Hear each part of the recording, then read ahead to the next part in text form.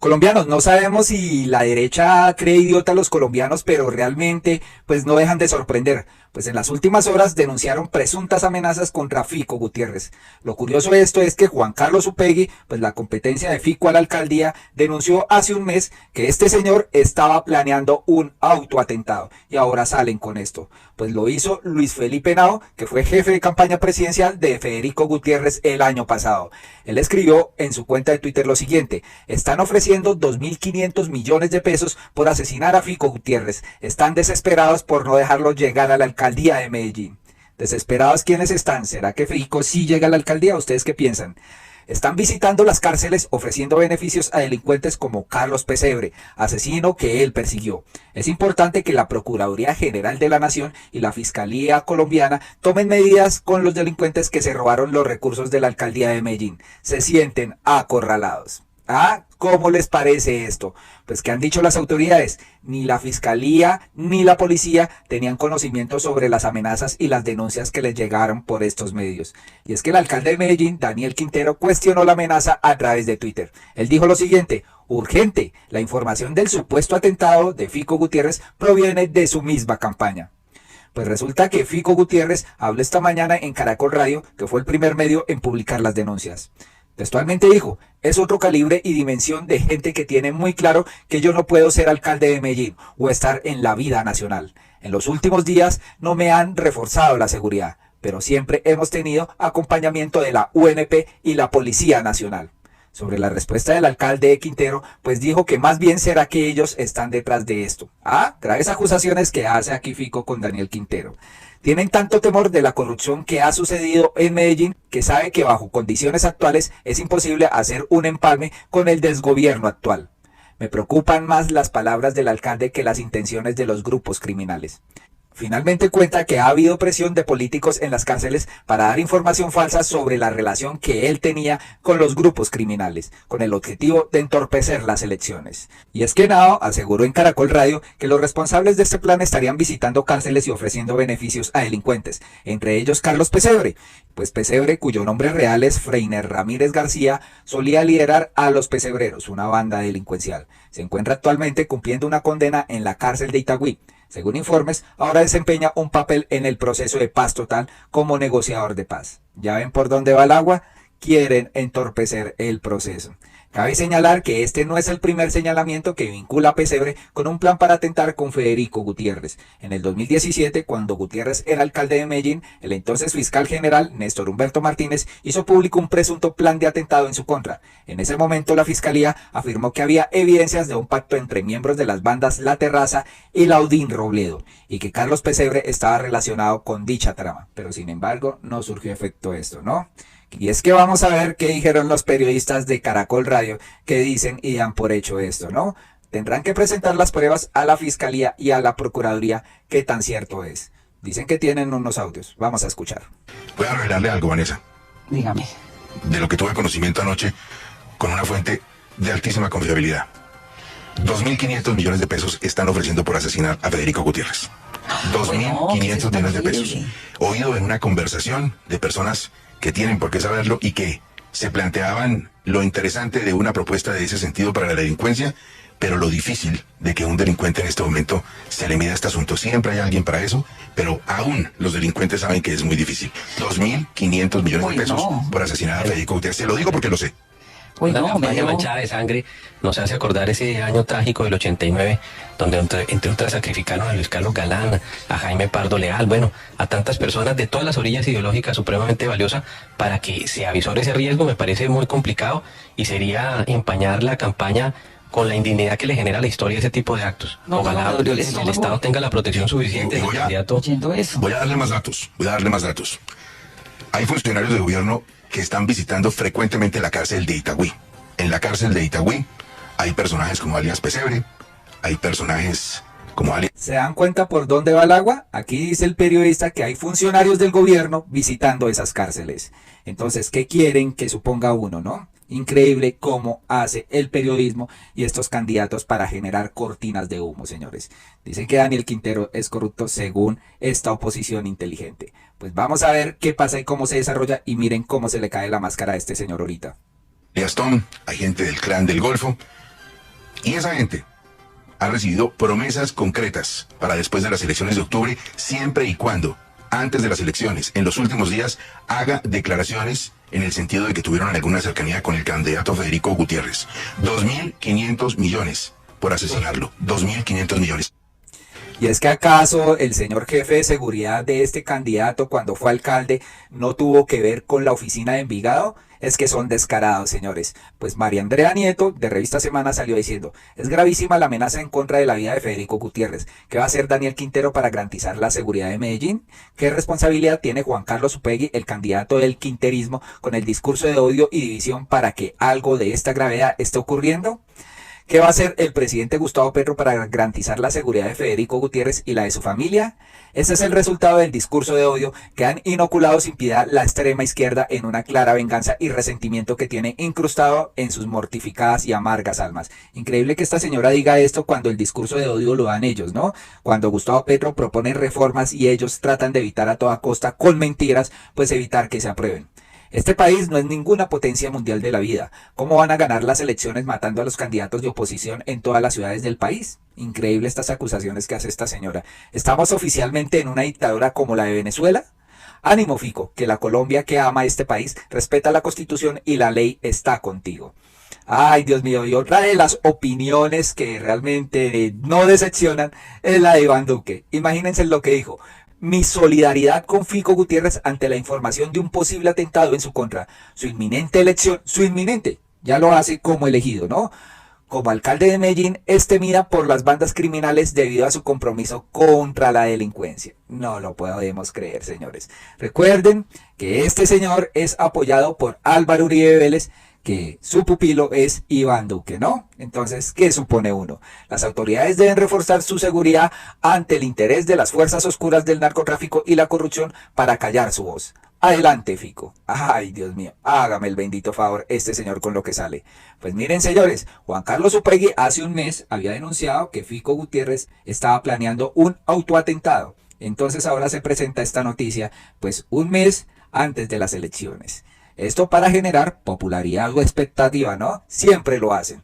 Dice acá Juan Carlos Upegui: a otro perro con ese cuento. Nosotros denunciamos hace un mes no solo que en varios barrios de Medellín combos ordenan votar por Fico, sino que además estaban planeando un falso autoatentado. Aquí la prueba. Y él lo decía exactamente hace un mes, el 28 de agosto, lo siguiente. Atención, combos que se identifican como la oficina están obligando a quitar nuestra publicidad. La orden es que solo se puede votar por Federico Gutiérrez. Más grave aún, nos llegó información de que Federico Gutiérrez estaría planeando un montaje con un falso atentado en su contra. Y un mes después, pues sale esta noticia. Entonces, desen cuenta. Físico Impuro dice: no sé ustedes, pero lo que yo soy, permítanme dudar sobre este atentado a Fico Gutiérrez. Primero, hace exactamente un mes, por lo menos disimulen, parce. Juan Carlos Upegui advirtió de que desde la primera campaña de Fico se estaba planeando un falso atentado. Segundo, no tiene sentido que esas mismas bandas criminales con las que co-gobernó Fico Gutiérrez hoy lo estén amenazando. De hecho, hay informaciones de que le están haciendo campaña. Como siempre, el uribismo usando los falsos atentados como herramienta de campaña. ¡Qué rastreros!, dicen acá. Es curioso que una persona que apoya a Álvaro Uribe Vélez pues le resulte un atentado presuntamente, ¿no? ¿Quién estará detrás de todo esto? ¿Será la misma campaña de Federico? Pues tendrán que investigar la fiscalía y pues la fiscalía, ustedes saben a quién pertenece. A una persona que es amiga de Duque y aquí Duque respalda, pues le brinda toda su solidaridad a Federico Gutiérrez.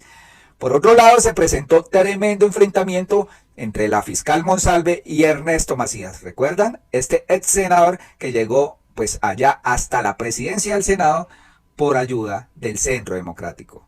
Hoy se encuentra en el anonimato, pero reapareció para atacar aquí a la fiscal. Resulta que la fiscal, pues ayer escribió lo siguiente: la Fiscalía de Barbosa y Mancera haciéndole favores a los delincuentes de cuello blanco de este país. Y esto lo decía porque pues la Fiscalía le imputará cargos por corrupción, señores. ¿Es una persecución contra ella? Sí, señores. Intentan por todos los medios desprestigiar mi labor como fiscal. quisiera el imputado Martín Manjarres y secuaces haber arreglado con dinero sus delitos en el carrusel de los carros de la UNP. Pero no, como no pudieron, entonces ahora andan alborotados viendo cómo protegen estos poderosos. Pues Ernesto Macías contestó frente a este tweet sin que nadie se lo pidiera y desen cuenta cómo lo levantaron. Aquí dice: ¿qué podemos esperar los colombianos de una fiscal que vive enredada en todo tipo de escándalos y que habla mal de sus jefes? ¡Qué peligro para sus investigados!, ¿no? Pues a esto le contestó la señora Angélica Monsalve y le dijo lo siguiente: ¿qué se puede esperar de una Galván como usted, que lo único que hace es vivir de la política y defender con solidaridades automáticas a los que le han dado de comer? Demasiado lejos ha llegado usted sin mérito alguno, solo bajando su hueca cabeza cuando le dan órdenes sus patronos. Respete, imbécil. Ernesto Macías. Tremendas palabras le sacó la piedra aquí a Angélica Monsalve y pues no lo podemos creer. Pues Ernesto Macías no se quedó con la respuesta de Angélica Monsalve y quedó muy ardido, tanto así que no tuvo más argumentos, sino citó una frase de Gandhi, ¿no? Dice él: además reacciona como una víbora, y comillas aquí con la frase de Gandhi: el miedo tiene su uso, pero la cobardía no tiene ninguno. Puede que no ponga mi dedo en los fauces de una serpiente, pero la visión misma de la serpiente no tiene por qué aterrorizarme. Y pues a esto Angélica Monsalve le dijo: creo que los que tienen miedo es usted y sus secuaces. A ustedes les estorba quienes cuestionan sus acciones. Reconózcalo. Es usted el que tiene miedo, perrito faldero. Por usted mismo no hubiese llegado ni a la esquina de su casa. ¿O es que usted cree que los colombianos no sabemos quién es? Postdata: dudo que Gandhi hubiese escrito tan mal. Ese porque es separado, no junto, señor Macías. ¿Ve por qué hay que ir a la escuela y hacer las planas? Tremenda peinada que le pegaron aquí a Ernesto Macías. Otra persona dice: si los lavaperros del paraco emperador montañero, como el bachiller Ernesto Macías, comieran lentejas, no tendrían que ser sumisos ni adular tanto al emperador paramilitar. Pues, ¿qué opinan de la reacción de Angélica Monsalve contra este señor? Pues dicen que lavaperros del uribismo. Tremendo, señores. También en otras noticias es increíble cómo Katy Jubinado y Catherine Miranda no estuvieron de acuerdo con las marchas y con la amiga indígena, ¿no? Pero sí le recordaron aquí don Izquierdo cuando estuvieron en campaña cómo estas señoras sí utilizaban la minga para hacerse elegir. Aquí dicen: cuando estaban en campaña se apoyaban la marcha popular y la protesta pacífica de los indígenas. Ahora que ya están en el poder, se les subió a la cabeza y atacan a la minga. Qué hipócritas, ni un voto más, ni por Katy Jubinado, ni por Catherine Miranda. Miren, estos eran los tweets que publicaban ellos. Aquí Guardia Indígena decía: de regreso para nuestros territorios, gracias a Bogotá por su honestidad, amabilidad y solidaridad. Guardia, guardia, fuerza, fuerza. Katy Jubinado decía: gracias por tantas lecciones para el futuro y para la historia. Enormes. Esto lo decía el 21 de octubre del 2020. Miren cómo cambian las posiciones. Catherine Miranda también decía: guardia, guardia, fuerza, fuerza. Y se ponía una pañoleta de la bandera de la Guardia Indígena. Entonces se dan cuenta cómo estas personas llegaron al poder y ahora se olvidaron de esta minga. Increíble, señores, aquí cómo quedan tan mal paradas. También Miguel Polo Polo radicó con Erika Tatiana, una representante a la Cámara, y con Marelén Castillo, recuerdan la fórmula vicepresidencial de este señor Rodolfo Hernández, un nuevo proyecto de reforma laboral para hacerle frente, supuestamente, a una nefasta reforma laboral de Petro. Esta reforma se acumulará con la reforma del Partido Conservador para darle trámite de manera más efectiva. Este es mi 12º proyecto de ley, dice acá el señor, Polo Polo. Vamos a ver, de vocero, el único porque las otras mujeres no son capaces de hablar. Reforma laboral. Nuestro sector político cree en la empresa privada de lucro y entiende que sin la empresa privada de lucro el país se va para el atolladero.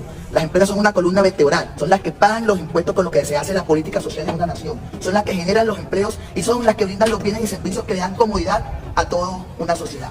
Entendemos también que el progreso no se logra subsidiando bandidos, el progreso se logra utilizando las herramientas del Estado y los recursos del Estado para fortalecer a aquellos que generan desarrollo, en este caso las empresas. A eso radicamos esta reforma. Un punto muy importante de la reforma en el cual nos basamos con este programa del gobierno Duque que se conocía como apoyo al empleo formal, en donde se le brindaba ayuda a las empresas que dejaron de percibir ingresos económicos del 20% y gracias a este gran programa de apoyo al empleo formal se salvaron 4 millones de empleos y 150 150.000 empleadores. Ese programa que hoy el gobierno de Gustavo Petro lo aniquiló, bien lo vemos plasmado en esta reforma para ayudar a todos estos empleadores a que puedan subsistir en un mercado laboral y en un mercado económico como el de Colombia, que los aplique a punta de impuestos y para poder salvar todas estas cantidades de empleos. Nosotros no estamos tocando temas como el horario de los trabajadores ni la moralidad de los trabajadores. Nuestro eje principal es la formalización. Entendemos que hay un 54% de la economía sumergida, en donde hoy estas personas no cotizan a pensión, no cotizan a salud. Entonces la prioridad a través de esta reforma es lograr que todas estas personas, o un gran número de estas personas, logren entrar a la formalización. Aquí dicen formalización. Lo curioso es que la hija de María Fernanda Cabal salió diciendo que no se formalizaran. Qué curioso, ¿no? Cómo se contradice la derecha.